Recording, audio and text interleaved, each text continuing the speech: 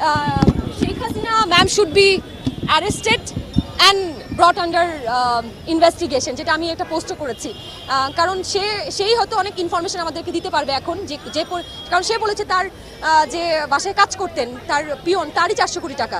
তার মানে সে অনেক ইনফরমেশন জানেন। তো শেখ হাসিনাকে ইনভেস্টিগেশন করলে তিনি বলতে পারবেন যে তার কোন মন্ত্রী মিশে কত টাকা আত্মসাৎ করেছে। সেই টাকাগুলো দেশের জনগণের, দেশে নিয়ে আসা হোক, দেশের জনগণের কাছে ব্যবহার করুক, দেশ সংস্কারের কাছে ব্যবহার করুক।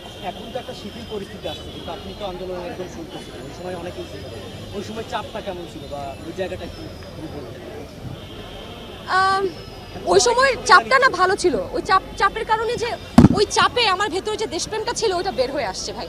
মানে লিটারালি আমি নিজেও জানতাম না যে আমি দেশকে এত ভালোবাসি। এটা আমি ওই ঘটনার পরে বুঝতে পারছি। থ্যাঙ্কস টু কোটা আন্দোলন, থ্যাঙ্কস টু আমার ছোটো ভাই ব্রাদার, আমার আপন ভাই। প্রতিদিন ওর বন্ধু বান্ধব এসে বাসায় ব্যালট লিখতো, লিখতো যে আন্দোলন করতে যাবে। 15 তারিখের আগেও আমি তো বুঝতে পারিনি। ওরা দেখলাম যে কোটা আন্দোলন করছে, যে ইউনিভার্সিটি ঝামেলা